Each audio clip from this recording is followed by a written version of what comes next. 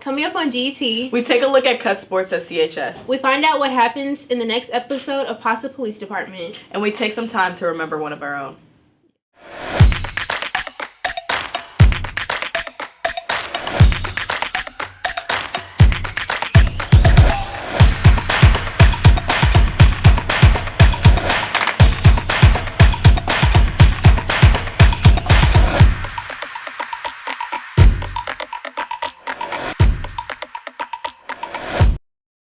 We all know that CHS has had a no-cut policy for a while now. But did you know they're thinking of changing that? Robbie, Vivien, and Zach, give us a lowdown.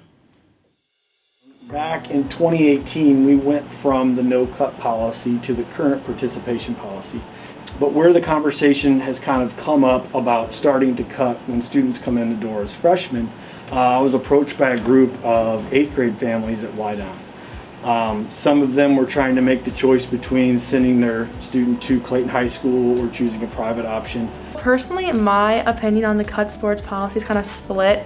So I'm against it in the idea that it's gonna, there's some kids who don't have the skill set to play certain sports, but they want to learn how to play the sport. So I think it's a great opportunity to get them to learn how to play the sport. You know, it's kind of stressful for those who aren't really that good at the sport.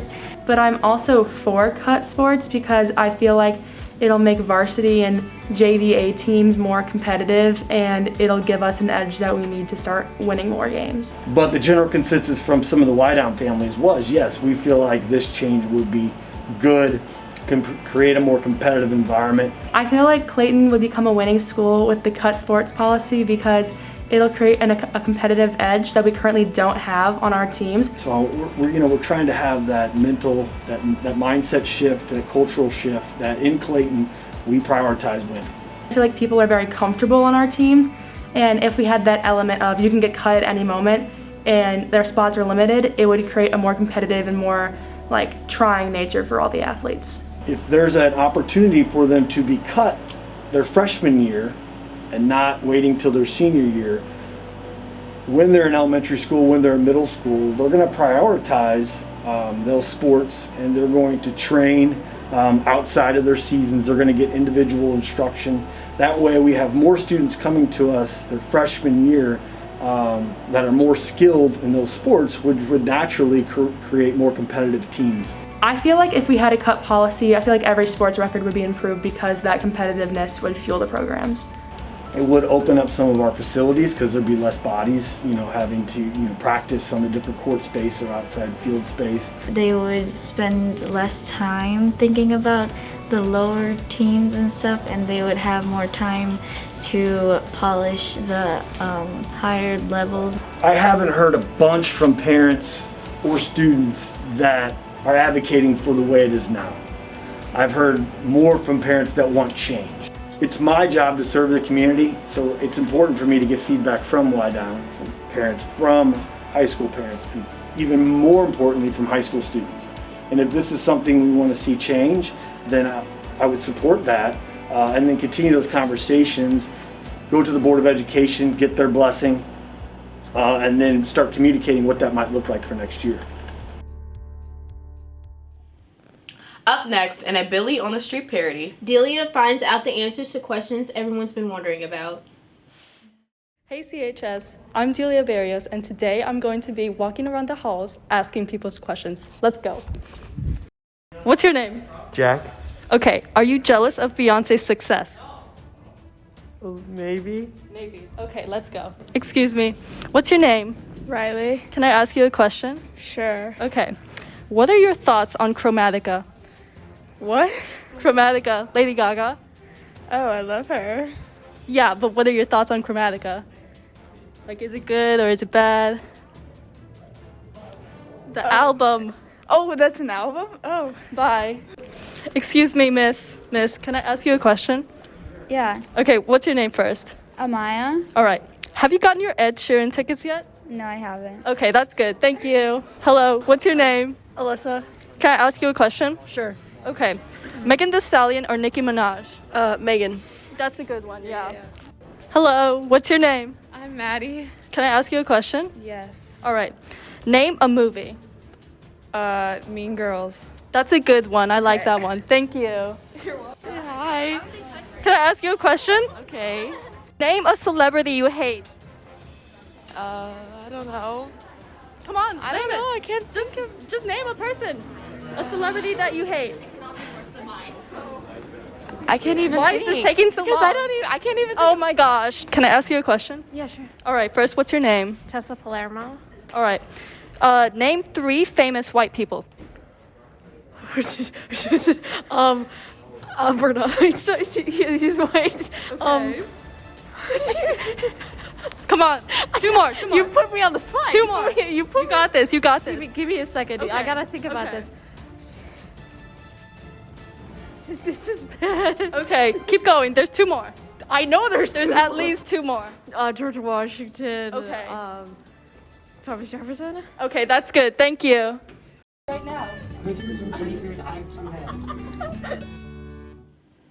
We've all been told by teachers not to use Wikipedia, but is it as bad as they say? Faris tells us the pros and cons of using Wikipedia. Unless you've been living under a rock, you probably know what Wikipedia is, and if you've been going to school for any amount of time, you also know teachers have opinions on Wikipedia. So I think once and for all, it's time to settle whether Wikipedia is good or bad, and why not ask the teachers. I actually use it relatively frequently, like to find the extra mile on stuff, right? So like there's a lot of like historical stuff that like, hey, we're gonna do Pythagorean theorem or something like that. Would it be really cool if I knew more of the history behind it? So I've used it for things like that. I think students can use Wikipedia as a springboard for more information, but I don't think they should use it as an actual source to cite. And the reason for that is because of the fact that we know it's a publicly edited service. And so, as you think about the validity of what's offered in Wikipedia, certainly that can be in question. For my class, go for it. I think it's a great tool. I think if a student is going and using Wikipedia, they're trying to find some extra information. I do think Wikipedia has gotten better about checking their sources and ensuring that those edits are accurate and correct. They solicit feedback, but I still don't think that it should be used as an official source. I think that any internet source as far as math goes is pretty good. Most of those math resources out there there's not really a bias, right? When it comes to math, math is relatively black and white. So as far as that stuff goes, my class is fine. Well, it seems we've come to a conclusion. It's not really good or bad, it just depends on how you use it. You've been waiting for months, CHS, and now it's finally arrived. Next up is the 2nd episode of the Pasta Police Department. The meatball's been found.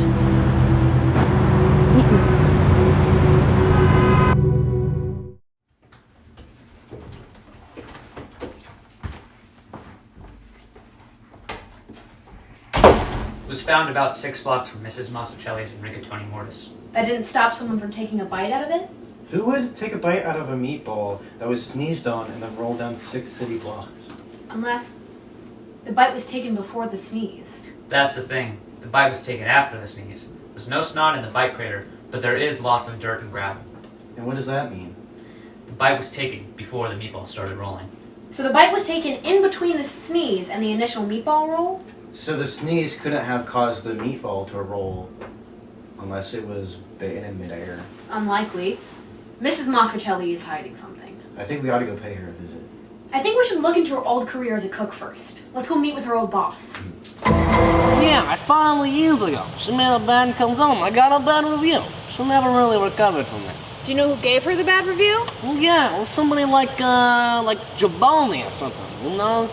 Tony? Oh, yeah, Tony Maloney, yeah? No, Baboni, yeah. So Tony Baboni gave Mrs. Monticelli a bad food review. Why wouldn't she mention that? I'm telling you, he ended a lot of good chef careers back in the day. Guy can't even feel texture. How are you gonna be a critic if you can't even feel texture? The guy was a pasta critic, if you ask me. The Pastia? Yeah, the pasta had loads of fake food critics back in the day, you know? They sent him out to go into competition with the restaurants. Thank you, Mr. Gustoni. Hello, Mrs. Massacelli. Hello. Do you have any news about what happened to my pasta? We're just here to ask some questions. Oh, okay. Does the name Tony Boboni mean anything to you? Tony Boboni. Let's see. I think he was a food critic. I think he gave me a bad review once. Why? What does he have to do with any of this? We're just curious. It's just, the snot in your pasta matched some in a cold case involving him. We were wondering if you know of any connection? Not that I can think of. I know he did like eating snot, though. Maybe he was the one who ate the meatball. Ate the meatball? How do you know the meatball was eaten? I assumed it was eaten because, somebody intentionally sneezed on it, so maybe they sneezed on it to eat it. Seems like a lucky guess. Thank you for your time, Mrs. Masticelli. We'll let you know what we can find. Tony, do you work for the Pastilla? Are you out of your mind? Tony, we have reason to suspect you committed aposticide. If you work with us, we can put in a good word with the judge. I'm not scared of you. They'd break my legs like a piece of uncooked I've already said too much. You need to leave. Maybe this will change your mind. What's this pasta? Tony, do you have any Parmesan? I might have some. I think I'm good, actually. I might have some myself. Why? What are you doing? What the? I don't understand what's going on here. Why are you putting the bad Parmesan on? There's perfectly good Parmesan. What are you doing? That's perfectly good Parmesan. Why are you putting the bad Parmesan on the pasta? What? You ready to talk now, Tony? Over my dead body. Maybe a bite will change your mind.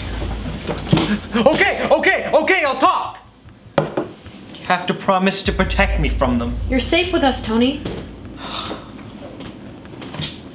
All right. I was just an average food critic before.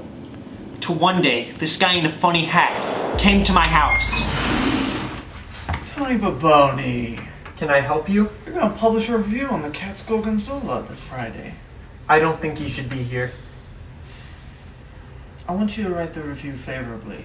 And in return, you'll receive good pay and adequate attention. You need to leave. I don't need to go over the other option, Tony. Good day. And just like that, I was the Pastilla's review boy. Every now and then, they'd tell me how they need a place reviewed. I'd do it and they'd send me some cash. I had my limits, though. I had to maintain my reputation for my reviews to have any merit. What about the situation with your lasagna? That genuinely tasted good. I don't know how to describe it, but it didn't taste like no boogers. What about Mrs. Masticelli? That I do regret. It broke my heart that I had to get her fired. It was one of the most fantastic meals I've ever had in my life. 1 second, Tony. Do we let him go? I think we have to. I mean, I don't know if that Parmesan thing was entirely legal. All right. Tony, you're free to go. You're in my house. Oh, right. Stein, I have a great idea. You've got to get back to the lab. Are you guys gonna go? Yeah. All right. Can I keep the pot?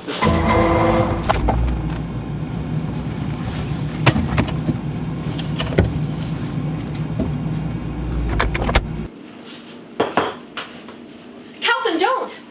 Stein, you do it.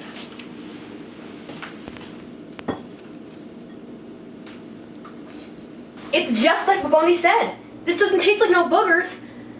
It could have been used to intentionally sabotage Tony, but who could have made such a thing? Masticelli! But why would she make it now, 40 years later, in her own pasta? I don't know. She already got her revenge on Tony. It doesn't make sense. We have all the evidence we need to arrest her. Why don't we ask her ourselves? Why'd you do it? We know everything. There's nothing you can hide. You can't prove anything. Really? We found this when we searched your house.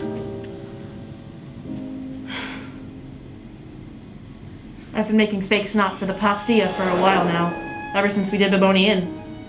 I didn't have my job as a chef, so I didn't have much of a choice. They use it to get rid of critics they don't like. I would have turned them into the police, I didn't want to be connected to it. They know where my grandchildren live. I knew my sauce would match the snot in Boboni's case. It's the prototype recipe. I thought you'd find the sauce, I didn't know you'd figure out I was its creator. You made it pretty easy with the recipe in your house. You should have turned yourself in. We could have put you in witness protection. I'm sorry things turned out like this.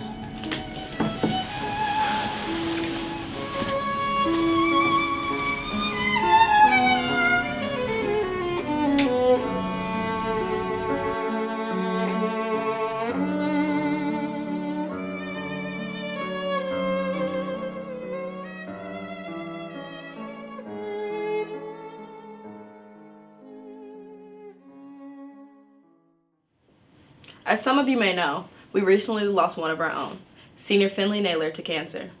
Up next, we take some time to remember him and the legacy that he left behind. The things I loved most about Finn was how he always kept it honest and he always let us know how it is. He would always, he'd never have a problem like answering a question, and he'd always be loyal to his friend, like truthful and stuff. Probably his personality, just how honest he was and how strong he was. His sarcasm and his sense of humor. He had a good sense of humor. Favorite thing about Finn was honestly the fact that he was just very straightforward. You know, you could be annoying or ugly, you know, he would tell you. And that's what I really loved about him, is he was, you know, the truth just always came out, you know, whether it was good or bad. Well, he taught us to be strong in even like the worst of situations, no matter what, and to never give up, you know, and that's something that will stay with me forever. Finn was a really strong person. The fact that he went through many things that were really just challenging, you know. Not a lot of people can go through that, especially how long he fought, was truly incredible. I think everyone should know just how mature Finn had to become, just how much he grew up when he was diagnosed. Because he had to learn stuff that nobody in our age should have to learn about and has learned about. And he's just one of the wisest people I know. I want everyone to know like how he just never gave up, like how really like incredible and hard that is. And even till like, you know, like a day before he passed, 2 days before he passed, he was still able to get up. You know, and he had like tumors on his legs and all that stuff. So to really be able to get up and like try to hug us and like stuff like that was really something special, you know? That was crazy. Like I said, really, he was just a very truthful person. Like, that's a very hard person to find nowadays. Someone that will always tell you what the truth is because sometimes that's really what you need, is someone to tell you the truth, not to lie to your face and make something up. I mean, I'll never forget those middle school memories. He was just a great person. But overall, just perseverance and strength. Finn was honestly like the truest, realest friend I ever had. He'd always keep it 100% with you, no matter what. Like, he would never BS you or anything like that. Just keep Finn in your memories. He's a great person, and his name shouldn't die out with him. Just always keep him in your hearts.